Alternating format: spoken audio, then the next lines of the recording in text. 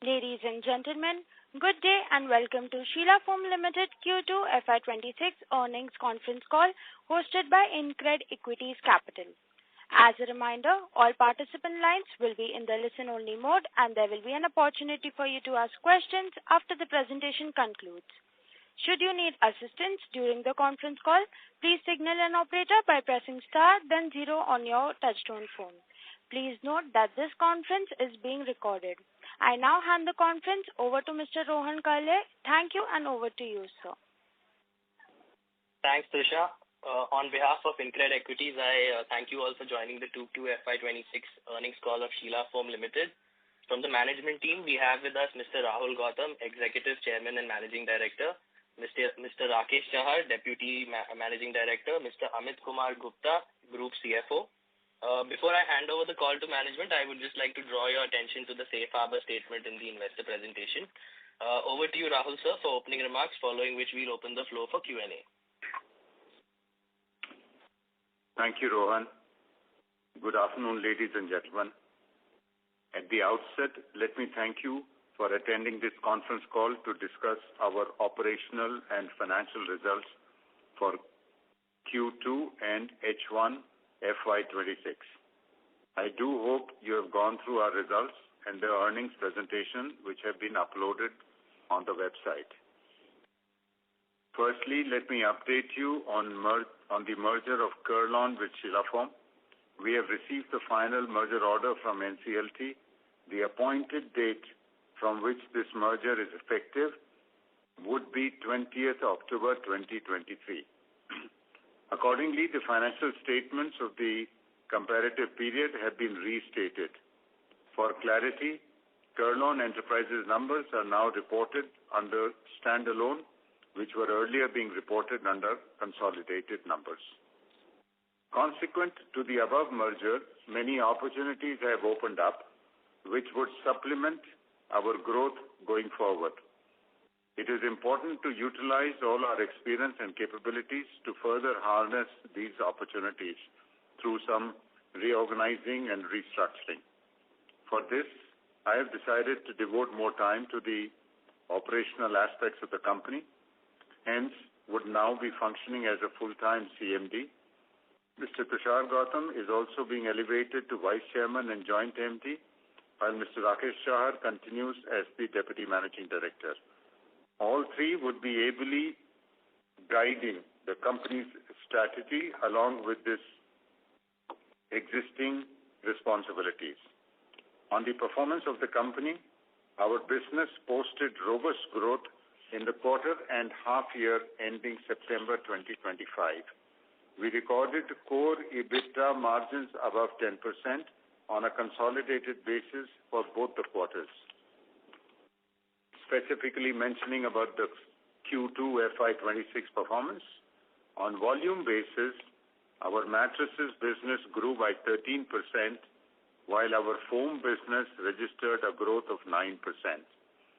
Within the mattress business, while Sleepwell grew by 14%, Kurlon also grew close to it by 13%. We can see that Kurlon is now growing faster than ever before and helping in the overall growth of our mattress business. For the first half of the year, H1 FY26 performance, on a year-on-year basis, mattress volumes grew by 11%, while our foam business registered a volume growth of 8%. And again, within the mattress business, Sleepwell grew by 18%, while Kurlon volumes grew by 10%. In the foam business, technical foams grew also in volumes by 11%, and the comfort foams grew by 8%. Volumes of the e-commerce business also registered a volume growth on a year-on-year basis at 73%, while the lower end of the mattresses which were introduced earlier, Tarang and Aram, registered a volume growth of 58%. We also did well on the network and the network expanded during the H1 FY26 by 420 net new showrooms, with another similar number expected to come in the second half of this year.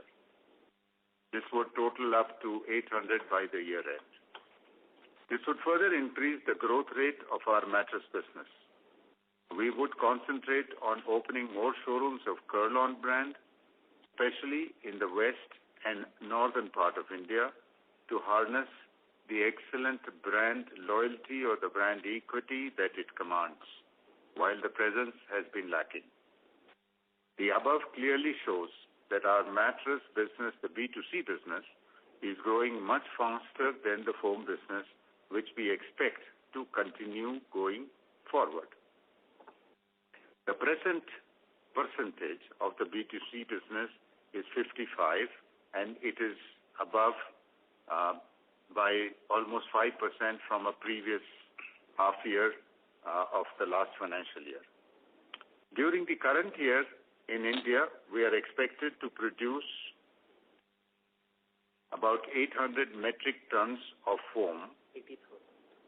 80,000 metric tons of foam against 70,000 which was produced in the last year, an increase of almost 15%. We continue to scale up our Dubai operations, where we sell both our brands as they enjoy strong resonance in that region. As of now, we have 7 outlets, 1 in each emirate, and this would progressively increase. Both the subsidiaries of Australia and Spain, the businesses are also returning to their historical profitability and are very close to double-digit EBITDA levels. This is in spite of raw materials still being at low levels, and this just naturally leads to a lower top-line number. We expect this to be persisting for a while, and it is expected that it's only in another 2 to 3 months that the raw material prices will start increasing. We expect to see a little more positive movement in the overseas operations as we go along into the next quarter. From an overall perspective, we are anticipating the growth rate of India business to be much higher compared to the overseas businesses. The current ratio stands at 75% of our total turnover being from India. We had invested in Furlenco some time back, and I'm happy to share with you that Furlenco continues to be on a growth trajectory. More than 34,000 customers got added in the first half of this year, H1 FY26. Furlenco now also operates in additional cities, totaling to 29 in number across the country. During the first half, the H1 FY26, it has achieved a PAT level of 9 crores with an exit revenue or a run rate of above rupees 350 crores per annum. Furlenco is also raising some equity, a number of 125 crores, in which we would be contributing about 30 crores to limit our dilution. This capital, along with internal accruals, will be used solely to buy new assets for renting and would be sufficient to achieve the forecasted or budgeted number of 500 crores turnover in the coming year, in the next year. I'm also happy to share with you that we continue our focus on ESG within the 4 selected Sustainable Development Goals, the SDGs. We have a clear path or a glide path to achieve our targets under these goals by 2030. Let me share some broad glimpses with you. In 2025, our captive solar energy generation and consumption stood at 25%, which we aim to increase to 37% by the year 2030. Similarly, on waste reduction, which was around 15% in 2025, we not only aim to reduce this to 13%, from 15% to 13% by 2030, but also capture the 100% of the waste generated as a value and not as just wasted. Within our social responsibility, Sheela Foam continues to focus on the two pillars of the initiatives, namely emotional wellness and skill development. I will now request our Group CFO, Mr. Amit Kumar Gupta, to take you through our financial highlights. Thank you, sir. Thank you for your inputs on our business and strategy. I'll just take through the financial performance. For Q2 and first half of financial year 26, which amply demonstrates our conviction that our growth in double digits profitability is now sustainable. On a consolidated basis, we grew by around 5% on a year-on-year basis from 1,622 crores to 1,696 crores. Within this, our mattress registered a value growth of around 11%.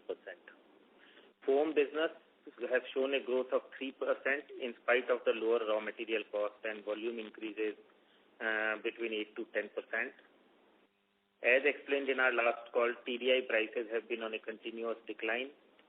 It has reduced from 196 in Q4 last year to around 172 rupees now.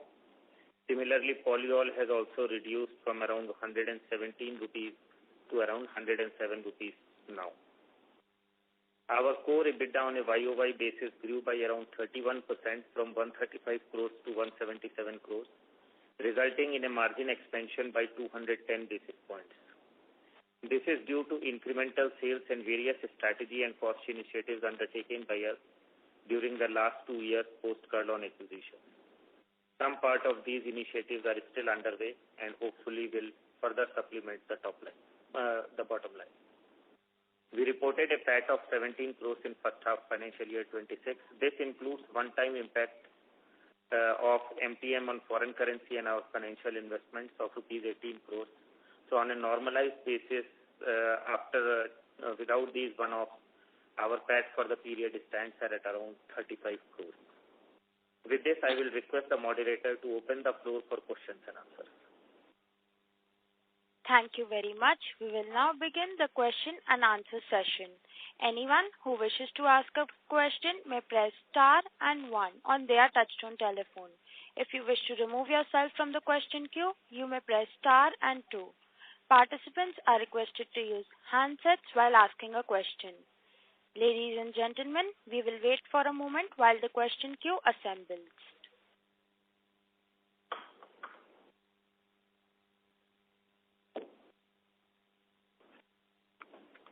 The first question is from the line of Rachna Kukreja from Simple PMS. Please go ahead. Hello, am I audible? Yes, ma'am, you're audible. Thank you for the opportunity. I have 2 questions. My first question would be, our mattress business has grown well in both value. Hello, sorry to interrupt. Your voice is coming a bit muffled. Can you please be away from the mic and say it? Yes. Is it better now? Yes, ma'am. Thank you. Our mattress business has grown well in both value and volume, but our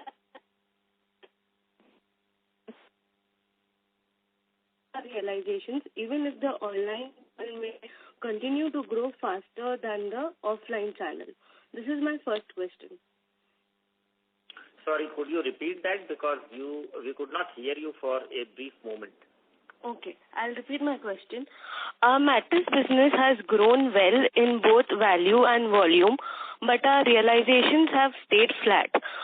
Going forward, how do we plan to improve our realizations even if the online channel may continue to grow faster than the offline channel? Okay. Please continue. The second one? Second one would be on our debt reduction efforts, which can, eventually help us to bring down our interest cost as well. So currently, where do we stand in terms of our debt reduction, and by when we can expect a debt-free balance sheet? Okay, Amit, can you just take the second question first, and then we'll take the... So I'll first give you an idea of what our current debt is. So we have a debt of around 450 odd crores in India and around 350 odd crores overseas. So somewhere around 800 crores is the total net debt that we have. If we look at India, the way that we see for getting to debt free is another 1.5 to say 2 to 3 years. This will come out of two sources. Firstly, it will be from the monetization of the asset that we discussed about even the last time. So 200 crore monetization was to happen, out of which we have already done 50 crores and another 150 crores is yet to happen. Should be done in the current year. And the second part of it will come from the debt reduction. Second part of it will come from the cash flow generated by the company. The way the company is moving, we should have around 100 to 150 crores of cash going forward per annum, which should be sufficient to take care of the debt. So that answers your second question. First question, so I'll ask Mr. Ramesh Shah to answer that. Yeah. And the question, as I understand it, is that there is volume and value growth in the mattress side. However, there is not enough profit. I think it is related to ASP. So what she is saying is that the ASP is coming down. So in spite of higher growth in online and the SIT segment, essential segment, how do we plan to increase or retain the decline in the ASP? Okay. So you're right in your observation. So far, we've been able to maintain the ASP, which you termed it as flat. And the reason for that is our initiatives to premiumize at our own showrooms, both in Sleepwell and Kurlon. So there is a program which is going with the outlet, enabling them to sell a higher end mattress. That is one. Second, expansion. We are very aggressive on the expansion plan this year. Like Rahul sir said, we've already opened net 420 new showrooms. So showroom ASP is much higher than rest of the network. So this additional number will help us not only to maintain but also marginally increase the ASP going forward. Okay, and I may also add that on the e-commerce side, we are increasing the sales through the brand.com, where the would be helpful in increasing or improving the margins as well as ASPs. Okay.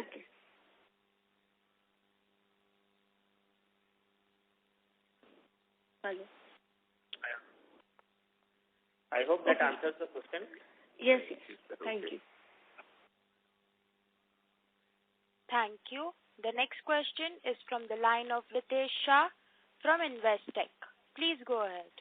Yeah, hi sir. Thanks for the opportunity. It's a couple of questions. First is the generic one. A good part of our competition is looking to raise money to the equity markets. So the balance sheet will be pretty much pump primed incrementally, say, for next 12 months, 24 months. To tackle this competitive intensity, how are we looking to up the ante? You indicated on the distribution, but is there something on A&P or something on CAC that we are looking to increase to ensure that there's no market share loss, or actually we can make good on market share despite the competition having more comfort on cash flows? Okay.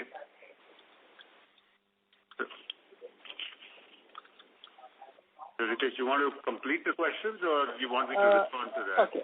So, sir, I'll go. I have like 4 or 5 questions. I'll just finish one by one. So, one is competitive intensity. Second is the synergy, sir.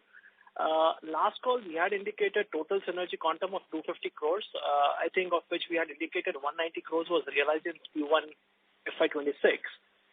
So just wanted to understand how should we read sustainability of this 190 crores and the balance 60 crores?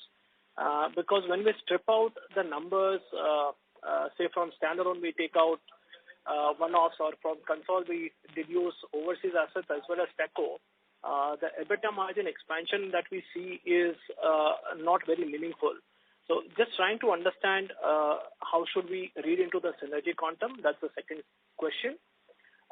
The third question is, when we look at it on a pricing on a per unit basis, for mattress, the decline is 1% on a year-on-year basis. This is significantly less as compared to foam core and technical foam, which is 6% and 5%. So how should we understand this? Is the mix improving? That's the reason the decline in mattress pricing is lower as compared to the other categories? That's the third question, sir. I have 2 more probably. After this 3, I'll join back the queue and have a few more questions, sir. So first is the generic question that you said competition is increasing, and what are we doing to combat that, or to at least ensure that our share is retained. So whatever is our standard processes, they are in place, but the special focus this year is on the store expansion. And as mentioned, we've already opened about 420, which is ahead of the budgeted number for the H1 side. And in the entire year, this will be 800 across the country, which is a sizable number. And that would help in not only ensuring that we maintain our market share, but actually improving on that. Because that's also a push that within the company where the needle is shifting more towards the mattress side, and the proportion of that, or the ratio of that is increasing. Besides that, there is a healthy advertisement, promotion, reach, distribution, all that is happening. I may add to this to say that there is a sizable unorganized sector existing in this segment. And most of the new people who are coming in, or most of the people with the new money that they are coming in, it is that market, the unorganized one, which will get impacted, and that is where it will shift to these people. But having said that, whatever we need to do, we will continue to do that. I would just talk about the pricing part and the synergy. I will leave to Amit to respond. Pricing part, you're saying that mattresses is the 1% change, and on the technical foam and on the others, there is a higher change. But that is primarily because it's completely the technical foams and the comfort foams are based on the raw material prices, and the raw material prices have been ruling at their lowest levels and than ever before, And that's the impact, that those things are completely dependent on raw material prices. I'll give it to Amit to answer on the synergy part. So, hi, Ritesh. You are right. We committed a synergy benefit of around 250 crores, out of which we had achieved 190 crores by the end of the first quarter itself, which we discussed last time. The incremental synergies of around 60-odd crores is proposed to come through the new technology that you mentioned, the airlay technology and the malleable fiber technology we discussed. The machines are on their way, should be installed by the end of the third quarter, and the results would be visible in the fourth quarter. So 10 crore plus minus here and there should be there, but most of these synergies will be visible to you in the fourth quarter of the current financial year. Now, on these all synergies, the sustainability of these synergies, so what we see if we look at our margins or profitability, we have been almost at the same level for the last 2-3 quarters, which indicates that whatever benefits had accrued to the P&L, they have been sustained. In this period, we had also adjusted ourselves to various competitive pressures from different sides, introduced new products which were both in low range as well as high range, because of which we could have suffered a percentage or two in terms of our gross margins, but because of the continuous flowing in synergies, we could retain that. So I'll just repeat what I said last year, that out of this 190 crores, around 2 to 2.5% to 3% have flown to the bottom line, and the rest of it has been consumed for improving the robustness of the business. So if you see, for last 3-4 years, our top line was almost flat. We had not grown, but in this year, we have started looking at seeing the offshoots, and we are growing between 5 to 7%. Intent is to grow by 15%, and we would definitely in a very short period of time reach to that level. But yes, to reverse the trajectory and to start growing in the business, there were certain investments which had to be done, and we have utilized a bigger portion of our synergies in doing that, propelling the business through that. So part of the synergy is visible in the profitability, because last year we did less than 8%. This time we are at 10% plus, and a part of it has been consumed in increasing the competitivity of the business, and thereby improving the top line and the volumes of the business. Amitji, sir, I have a follow-up. So if you look at the EBITDA margins implied for the India business, the increase that we can see on a quarter-on-quarter basis is probably 1 basis point. But if you look at it even on a year-on-year basis, the number is only 66 basis points. So the question what I'm asking is that 190 crores that we had indicated in Q1, is it already there? And if it is there, then why is it not showing up in margins? So the reason to ask this again is, given raw material prices have gone down, gross margins have actually fared better on a year-on-year basis. Despite that, we don't see that EBITDA margin expansion on a year-on-year basis. So the question I'm trying to ask is the sustainability of that synergy gains. It has to be there somewhere between gross and EBITDA. Why is it not visible? So, Ritesh, you are referring to first quarter or the first half?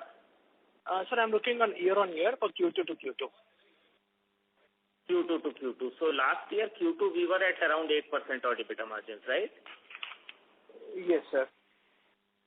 And so today, if I take out the one-time foreign exchange loss that is there of 4 crores, I am at 10% plus. So I didn't get that 65 basis points which you were mentioning. So probably I'll give you a call post this. So as per our numbers, it's moving from 8.8 to 9.5. So that was one. Sir, I had a follow-up question for Rahulji. Sir, you indicated on the store expansion. Sir, how much is the capex with respect to this? So that is one. Second is A&P, any particular number that you would like to cite?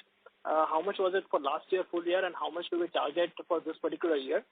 And third is on the distribution side. I think when we go through the presentation, Q1 presentation indicated 6,000 EBOs.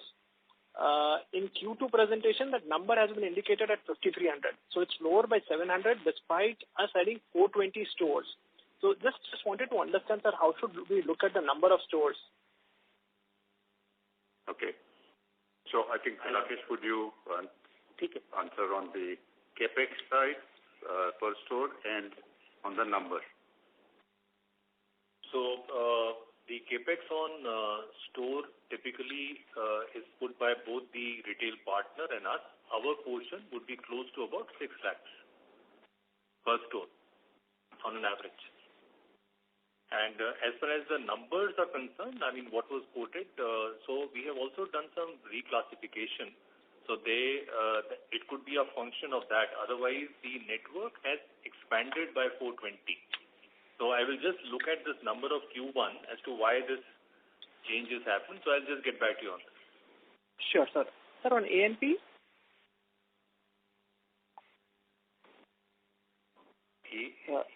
Amit, the A&P or advertisement and promotion plus sales and marketing, the total number last year as percentage of sales, and if we have anything for this year.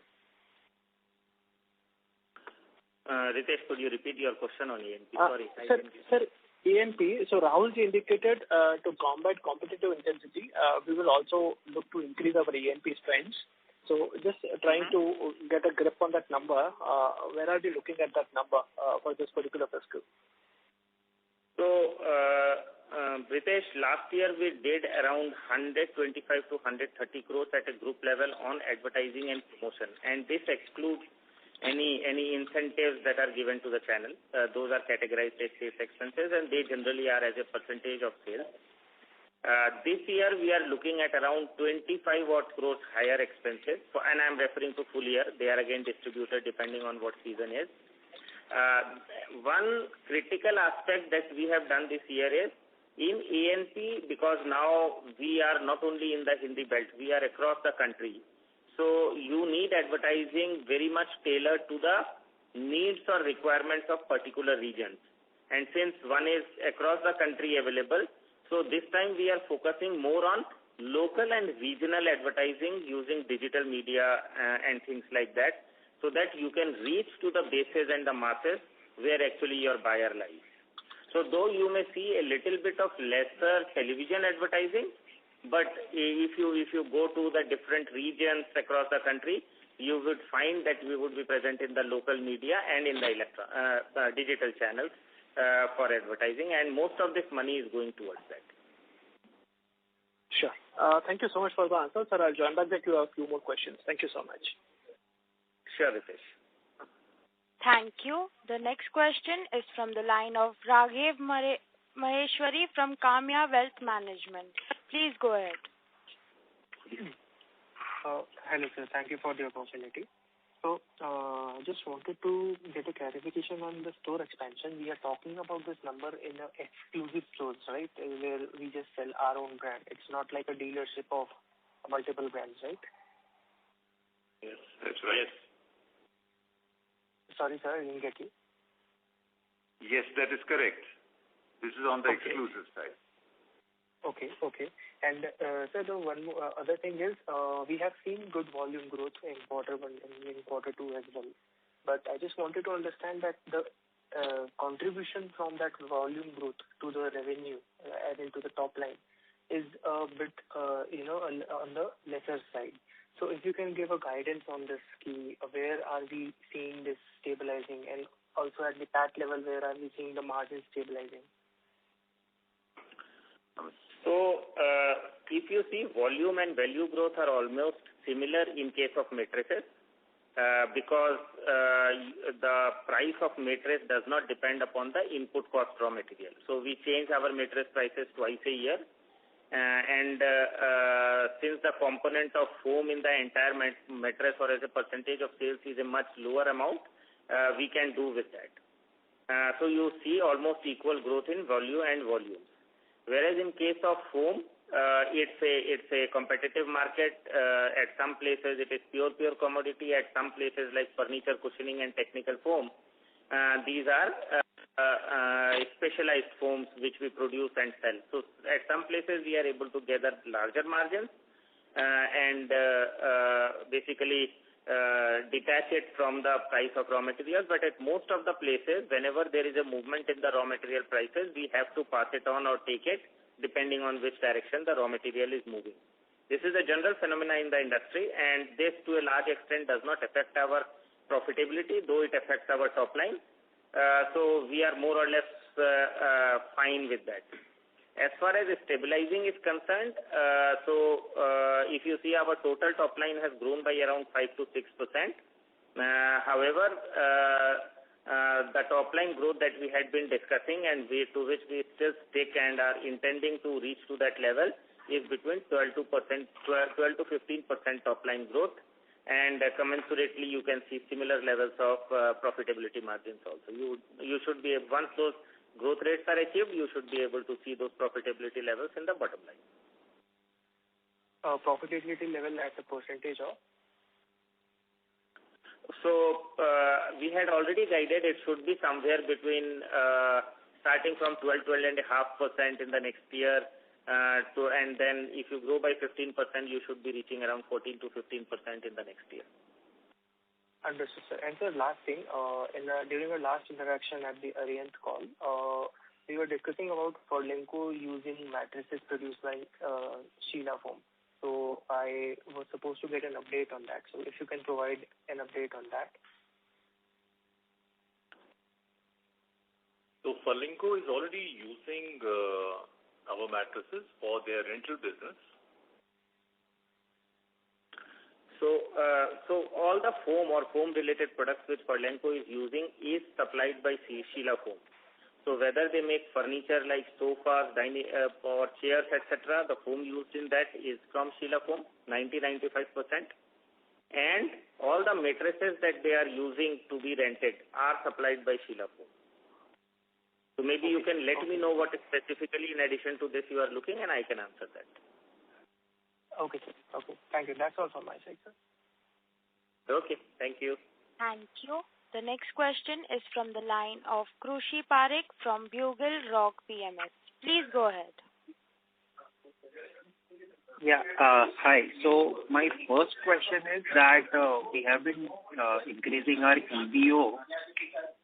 We have been increasing our EBO network, and I just want to understand that as per your assessment internally, what is the peak level of EBOs that we would like to reach, not immediately, but over a long period of time? And how do you consider it internally that, where our EBOs needs to be present in terms of the cities and towns and the, so basically how internally are you guys looking to plan it out and expand the EBO network over a 5 to 10 year time horizon then? 5 to 10 years. Let's take a 5-year horizon and see where the number. So we would like to be at 10,000, which will be a combination of different formats of EBO. So EBO is a large format, there is a mid-size format, and then there is a category exclusivity. So we want to take this number to 10,000 in next 3 to 4 years. Okay, and within the major cities where, say, the likes of the organized retailers is increasing, so how is it that we are positioning our EBOs versus those where the likes of, say, IKEA or some of the newer PE-funded players are coming in? So are there any strategic changes that we are looking to have to face this competition within the metro cities at least? So see it like this, there are mattress stores which are operating for a long time. They have their own brand equity. These are the ones which get converted to a FOFO model of ours, either in Sleepwell or in Kurlon brand. So that is one part. So there is already an ongoing business which is happening. So that gets upgraded to a showroom format or to a EBO format. So that's one thing. On the other side, we also have 25 COCO stores which are operating. So recently, we have also rejuvenated or reformatted them and presenting them in a. It takes both the Kurlon and Sleepwell brand and also some home comfort products. So the results so far have been very encouraging. So we intend increasing that format too. We have a plan for expansion on that. So which will be a notch above the current franchisee-owned showrooms.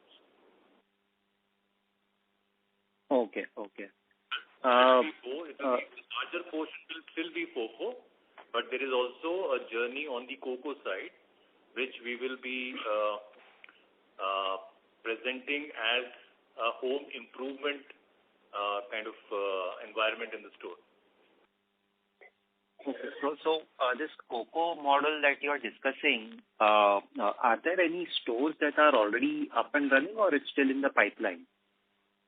No, they're already running. There are about 24 stores they're running, and we can also share some of them with you. You can also visit them. So they're already existing and running. Okay, so these are the Sleepwell branded stores where the entire furnishing experience is what you guys are looking to have. No, this is a new format. We call them as home comfort stores. So they house both Sleepwell, Kurlon, and other products together. So they basically the positioning is to attract customers looking for home improvement items, soft furnishing, mattresses, and things like that.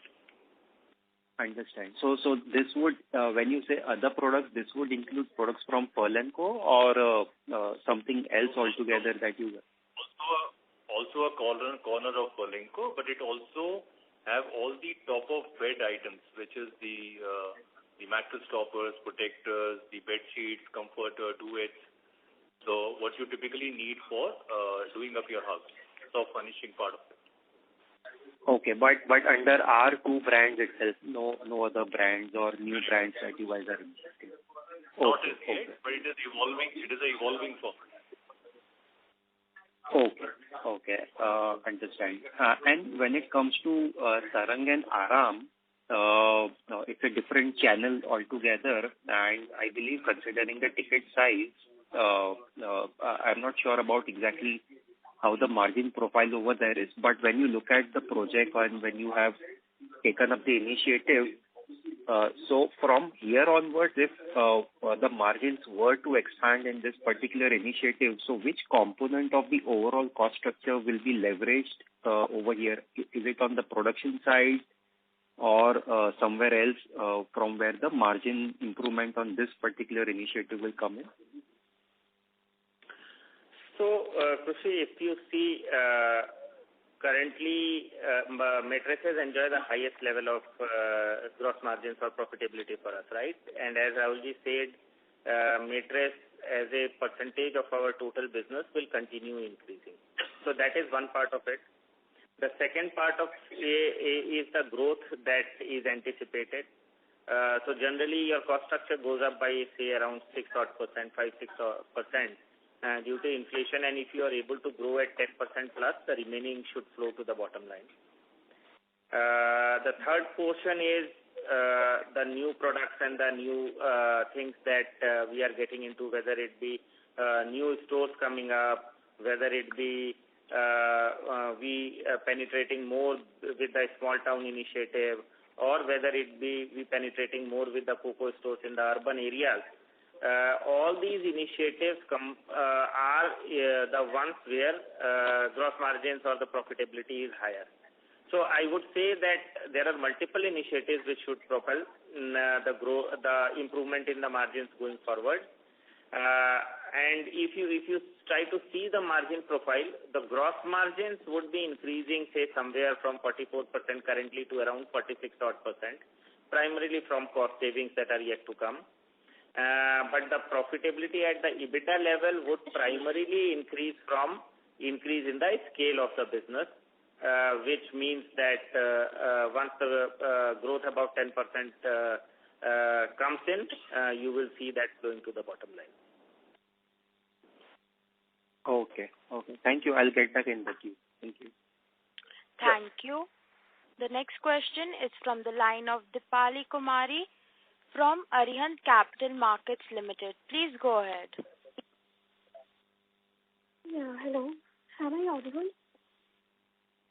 Yes. Hello. Yeah, thank you for the opportunity.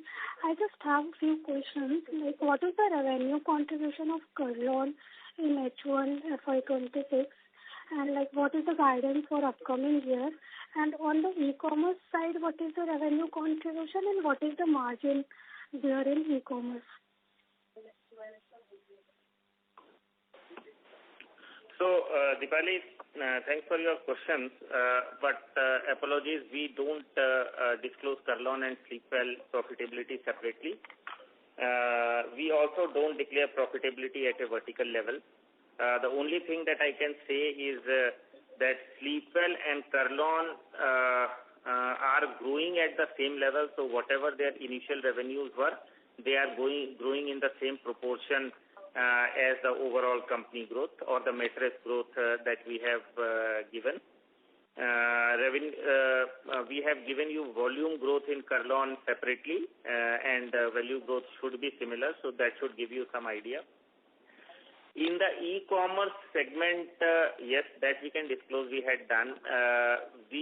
Last year did around 173 crores in the e-commerce segment, and this year we should do somewhere between 200 to 275 crores on the e-commerce.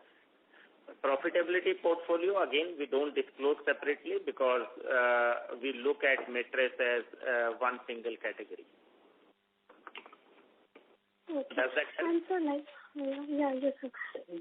So you have mentioned UAE retail expansion with 7 showrooms. So what is the revenue run rate from the UAE, if you can give some guidance? So we established this business around 2 years back, and we are continuously growing there. I can tell you that UAE business would be somewhere around 500,000 dirhams currently, but it should per month. But it is at a very fast growth track.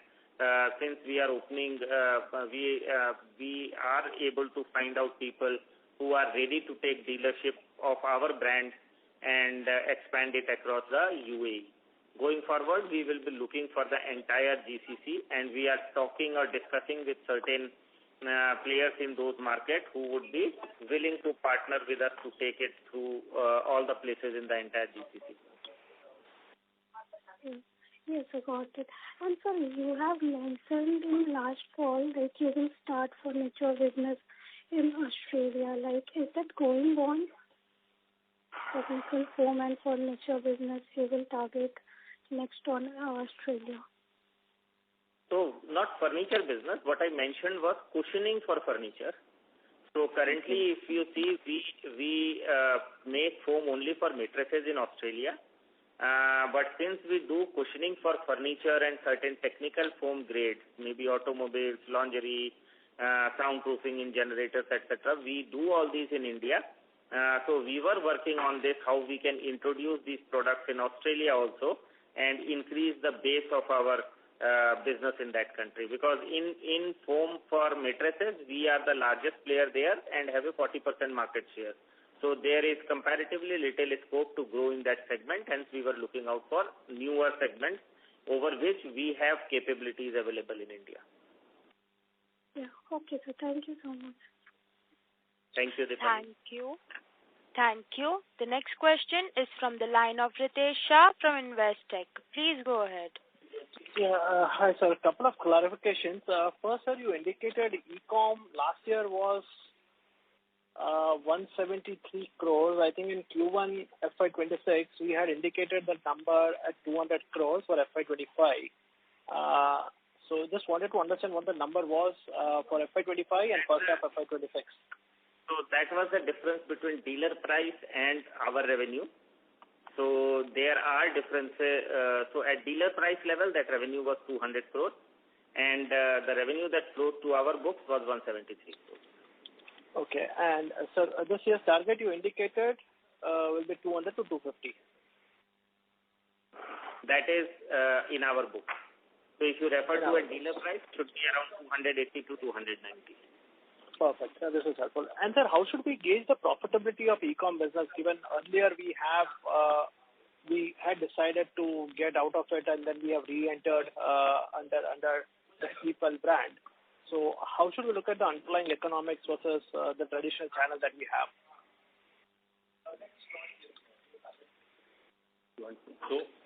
So we ever since we have introduced it under brand People.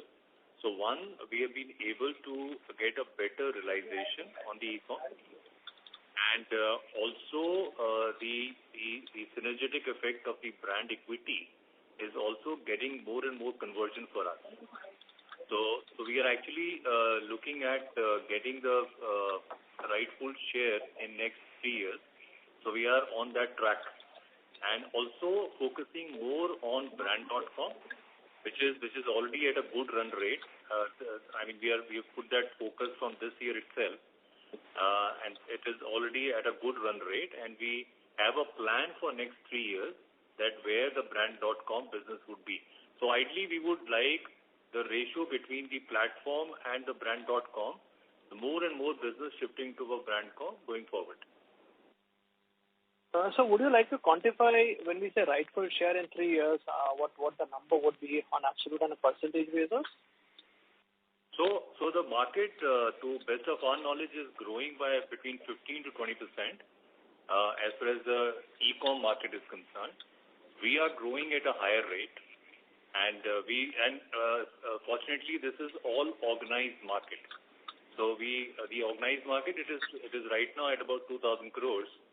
So we should be at say around 30% market share in coming few years.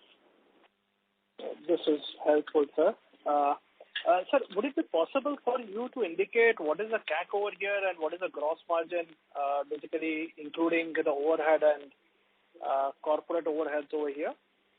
Just trying to get a sense on how profitable it is, because earlier we pulled the plug because it was not as profitable as desired. So any change in thought process, or have we reduced our thresholds because we are deciding to grow over here? So Ritesh, one thing I can tell you, when we were doing it with SleepX model, we were losing money in it. And that's why we closed down SleepX model and introduced the Sleepwell and the Kurlon models there. The Sleepwell and the Kurlon models are now working well, and in the last 2 years, we have grown to more than double the size that we were with SleepX. On the profitability front, I can tell you that gross margins, though lower than the offline segments, but there are decent gross margins in this business that we are able to get. At the bottom line, yes, when you go to the platforms, they are lesser profitability because there are certain costs associated with these platforms. Whereas in brand.com or our own website, which Rakeshji just mentioned, we are able to get profitability which is in line with the offline. Can't disclose too much of profit portfolio, but I can tell you that selling on of e-commerce would not lead to a material depletion of our profit margins. Okay, but so can you broadly indicate what will be percentage point difference between D2C e-com versus the rest?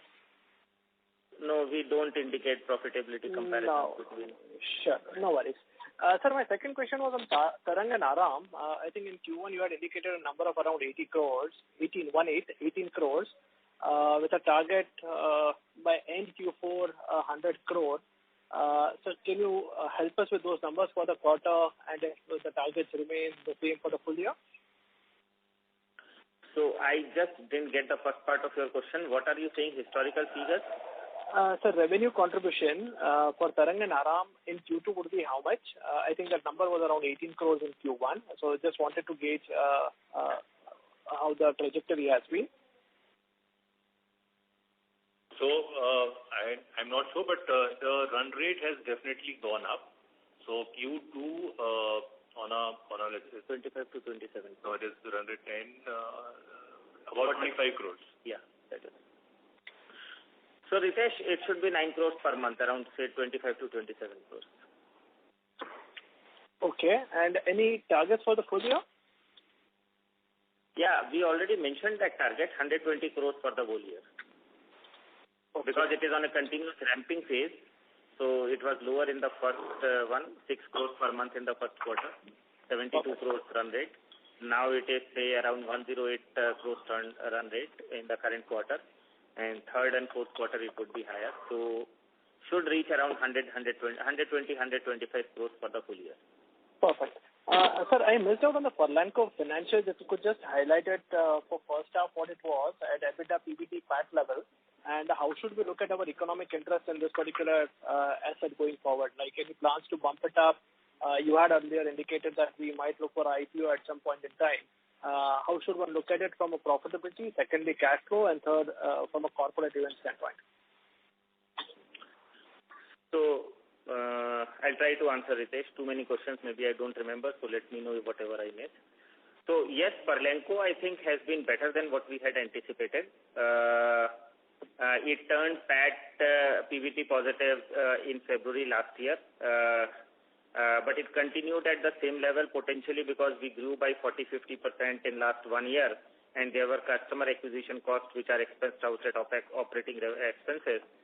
If you refer to today, this company is making around 2 crore per month of profit after PBT and PAT are same for this company, and say around 4.5 crores of depreciation, around 6.5 crores worth of cash that it makes every month. On an annualized basis, maybe 70-75 crores. If you see revenue, we are at a run rate of 350 crores plus. This year we should be ending on a consolidated total revenue at Furlenco somewhere between 300 to 350 crores. And next year we intend to go to 500 crores plus levels. What we have been made to understand through the merchant bankers and the people that we have talked on the street, that once we cross the 500 crores turnover level, with even a better level of PBT and PAT, maybe say around 13-14% of PBT, we should be able to take the company to the market. But let's see, 500 to 700 crores should be the level at which we can go to the market. Right. And so prior to getting to, say, 500 plus, would we look to increase our stake to help fund that? So very fluid, Ritesh. The company is raising 125 crores currently, in which we are contributing only 30 crores because we wanted to prevent some level of dilution, but we didn't want to spend the whole money because I think there was a lot of skepticism into we putting all the money into the company. So we also wanted to establish the valuation by third-party contributors. The company has been able to do it successfully. They have closed that round of issuance, and for reaching 500 plus, they don't need any further money. What will happen in 27? Would we go to 700 before public issue, or would we do a public issue then? I think whatever money would be needed by the company, most part of it would be internally generated by them. But if some say 50-100 crores is needed, it won't be difficult to either raise it from third party or we putting that money. Sure. This is very helpful. And so just last question, Australia EBITDA margins have improved sharply from 2.1 to 9.5. Was there any one-off last year which we are not aware of? If you can help us on that, please. No, there was nothing material one-off, Ritesh. I think 2% was an aberration in one of the quarters last year. If you see for the full quarter, it was between 4 to 5%, if I remember correctly. So let's take 4 to 5% to say 8.5% it has reached. And the primary reasons are, one, we have further enlarged the scope of its raw material purchases. We buy from China. They used to buy from Europe mainly. So we have opened up our sources to them, which has led to their raw material procurement at a cheaper price. And also there was certain internal restructuring. Since we have opened up the second plant in Adelaide, there was some cost which could be cut in Sydney.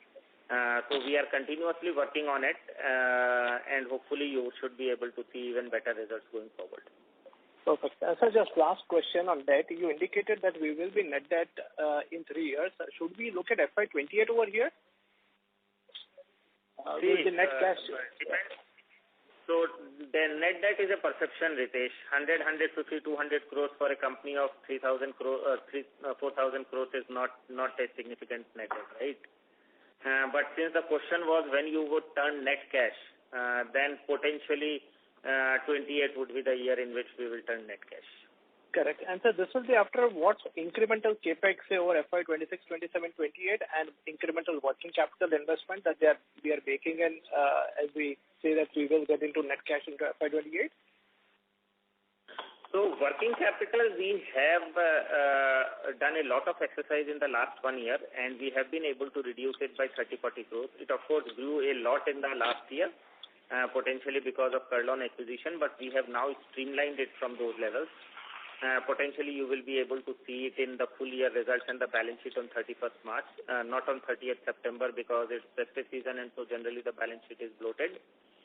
But I would say that working capital increase you can take as proportional to the increase in the top line. It should be lesser than that, but for the sake of reasonability, let's take it that it could grow in the same proportion as the top line. As far as capex is concerned, we have currently sufficient capacities available to us to grow to at least 2.5 times of our current size. And that's why if you see in our balance sheet, depreciation is high, which should be absorbed by a turnover which is maybe 2 times of the current turnover to reach a reasonable level. So we don't need to make any investment to expand our production capacities. Of course, some consolidation and some efficiency capex and maintenance capex will be there. And the most important would be the expansion in showroom, which Rakesh just mentioned, because these showrooms pay back at 18 months. So there is no reason why we would not be spending. I think 800 is an aberration which we are doing in the current year, because Kurlon also came as an opportunity and they had very lesser number of showrooms. So that gave us an opportunity to open these showrooms, but next year it should be a little lesser of what we have done this time. So broadly, if you ask me, somewhere between 50 to 75 crores in India and maybe 20-25 crores overseas. And this is a very broad estimate. We have not done that business plan to that level, but 75 to 100 crores at a group level in 27 and 28. This is very useful, sir. Thank you so much. Wish you all the very best. Thank you again. Thank you. Thank you. The next question is from the line of Prakash Sinha from Apex Market Intelligence. Please go ahead. Thank you very much, team. And congratulations to the management for a good turnaround of Furlenco. So I was going to the annual report of Furlenco, and on page number 49 and 50, I found out that useful life of fixed assets was not mentioned. So could you please help me with how much is a useful life that we have taken for the furniture cover, as well as just comparing the revenue increase of Furlenco year on year, and it has increased 58%. However, the other expenses have decreased by 16.35%. Now, usually we see other expenses include variable, so it was expected to be increased. So what contributed to this decrease? So I did not get your second question, but I'll take it from you subsequent to answering your first question on useful life. So see, Furlenco takes assets for rentals. Once it rents it out the asset comes back after the rental period if the rental lease is not released. And when it comes back, it is thoroughly refurbished. So I think refurbishment is a bigger activity for them than manufacturing. So what they do, if the cloth is not dry, is showing deterioration, they replace the cloth.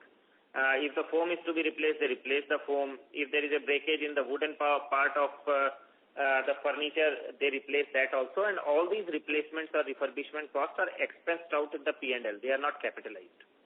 So if you see, for any practical purposes, the assets which they have should last infinity, because every time they reconstruct the asset, right?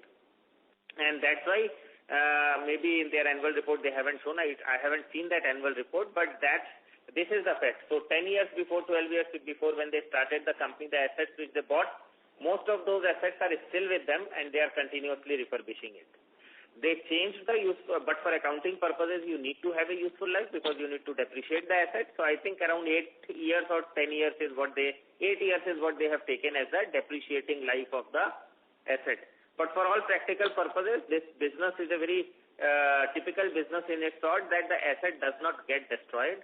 It remains with you, and the cost that you incur on the maintenance of that asset is expensed out in the P&L. So as the assets of the company increases, it means that there would be a continuous inflow of revenue. Potentially, of course, the demand should be there, but there would be a continuous inflow of revenue even if you don't invest in new assets. Your top line will get saturated, but then revenue would keep on coming.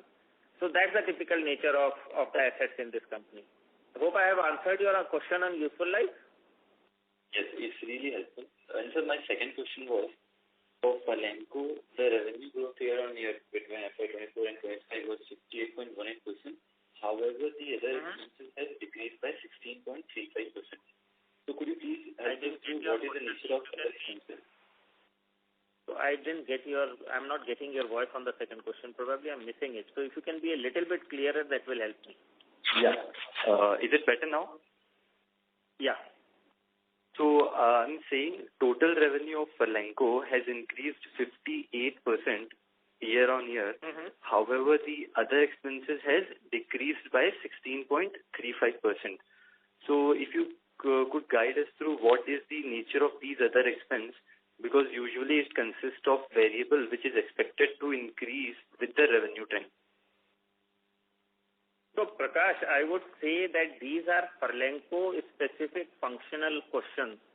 We are a shareholder in Furlenco. We don't run Furlenco, right? So you can ask me questions related to shareholding and what I would be doing for Furlenco, but I won't be able to answer the very specific balance sheet sort of question for Furlenco. This you will have to ask the CFO of Furlenco. Okay, yeah, it is helpful. Yeah. Thank you. Thank you. The next question is from the line of Rishi Modi, who is an individual investor. Please go ahead. Yeah. Hi, folks. Am I audible? Yes, you're audible. Yeah. So I want Just a moment, sir. The line for the management has gotten disconnected. I'll reconnect them.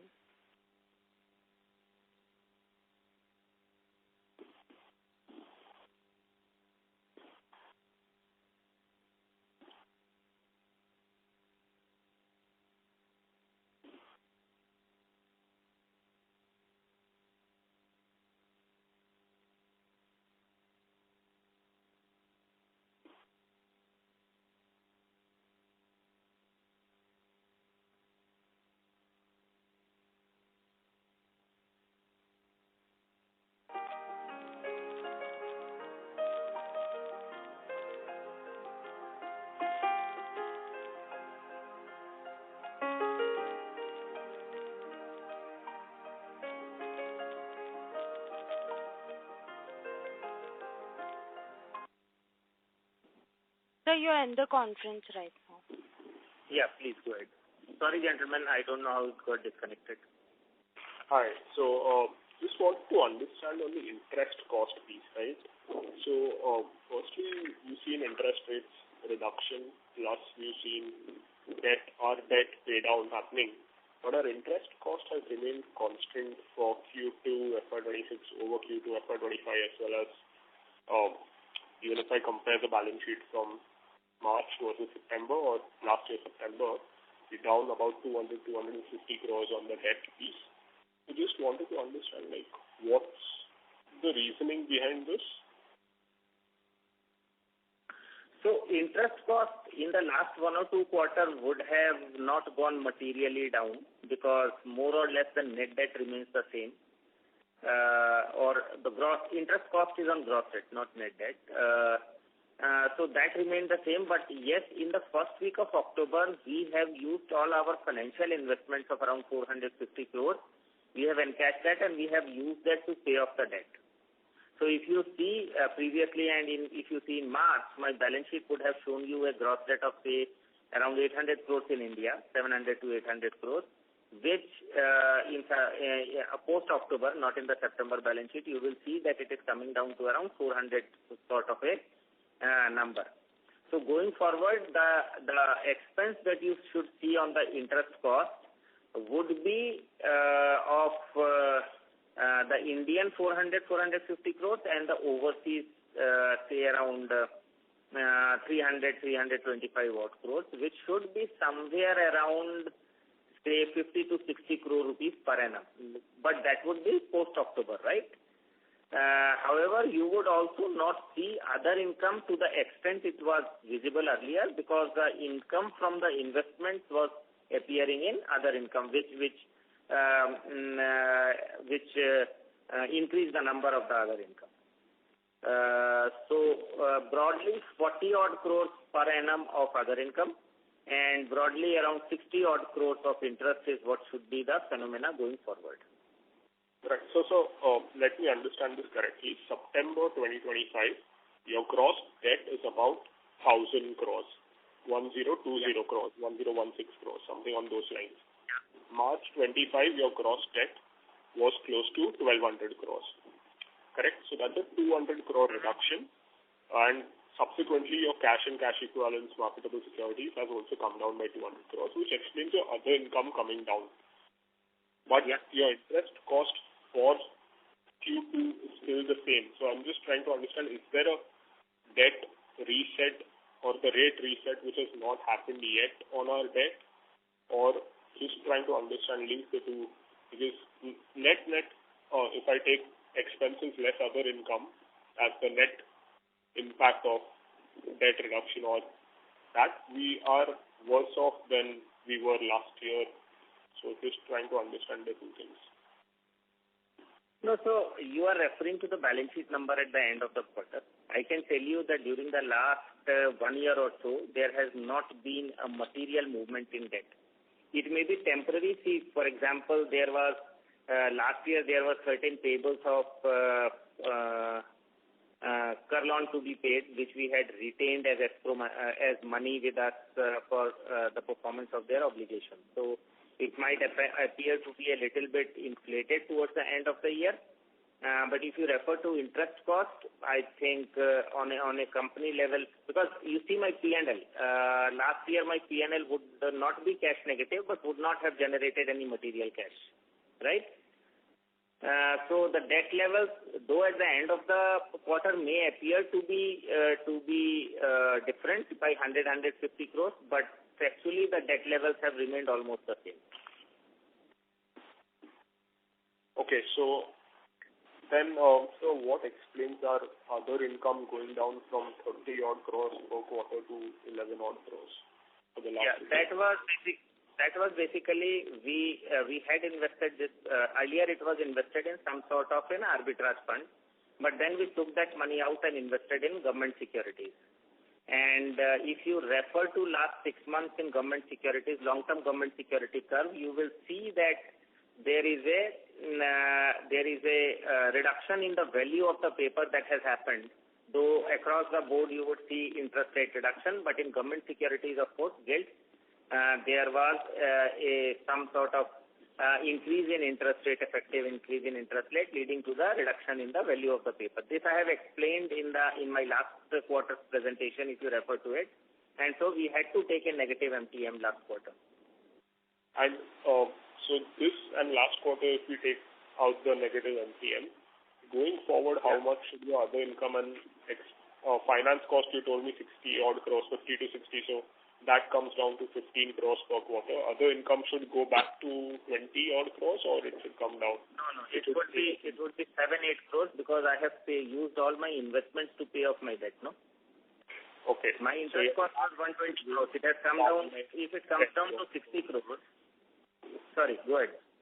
Yeah, so basically your PBT should rise by about 10 odd crores going forward, correct? Just from That's a too minor calculation. I think you can do an Excel and find out what happens. I'm just giving you an indicative idea of how my debt structure has changed. Okay, got it. Second, we just wanted to understand on the gross margin front, we've seen a gross margin expand. As in the raw material prices have come down, but gross margin has not expanded significantly in the domestic business. And internationally, we've seen gross margin expand, but Spain, we have not seen that EBITDA margin come off. So if you could just explain gross margin not expanding in India and Spain EBITDA margins not expanding despite gross margin expansion. So because of reduction in raw material prices, our gross margins don't expand because that is passed on to the foam players. Yes, there would be a little benefit in terms of matrices, but that would not be material in terms of impacting the gross margin to a very large extent. So that explains that the benefit that would come in gross margin would be from the cost saving initiative, which if you see, we have around say 2.5% over the last 1.5 years, which has come, and the rest, as I explained, has been used for improving the business fundamentals, which has led to the growth that we currently see. Of course, more expansion would happen. That would be subsequent to the around 60 crores left of savings that are yet to come. That would lead partly to the expansion in the gross margins going forward. If we refer to the overseas business gross margin has expanded, and to a large extent that has been transferred to the bottom line. So if you see EBITDA margins last year, and if I remember correctly, was around 5-6% for both the entities. Currently, if you see for the first 2 quarters, it is 8% plus. So 250 to 300 basis points improvement in EBITDA margins and commensurate improvement in gross margins. Yeah, no, on the international front, I'm talking about Spain, particularly Australia. I see that it's flown down to the EBITDA margin. Spain, we have had 160 basis gross margin expansion, but a contraction of EBITDA margins by 100 basis. So just want to understand the logic out there. How much? What I would suggest is, because there are various different accounting ways, principles in those countries, basis which at times they make certain provision and then they release provision. So instead of looking at 1 quarter, I would suggest that you see their last year full year performance. And then if you see the difference in margins, you will find the transfer reasonable. Of course, in Spain, the scale of business has gone up. Last year, the volumes had grown by 15%, though it was not reflected in the top line. So because of the increase in scale of business in Spain, the overhead to some extent has also gone up, which has not happened in Australia because the business volume remains the same. Okay, got it. Understood. All right. Yeah, that's helpful. Thank you. Thank you. Thank you. Ladies and gentlemen, in the interest of time, that was the last question. I would now like to hand over the conference over to the management for the closing comments. Thank you, everyone. Thank you, Rohan. Thank you, Trisha, for conducting this conference.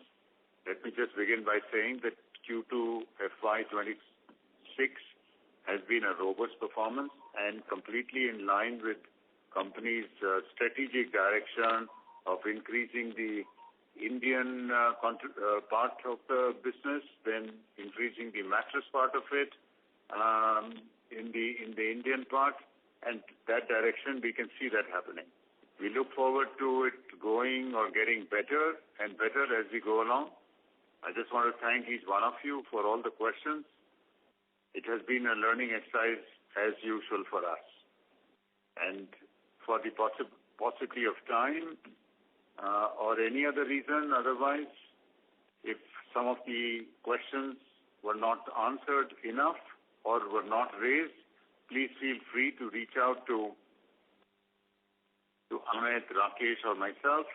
And in the meantime, till the next call, I would just say thank you very much and Jai Hind and all the best. Thank you. Thank you. Thank you. On behalf of Sheela Foam Limited, that concludes this conference. Thank you for joining us, and you may now disconnect your lines. Thank you.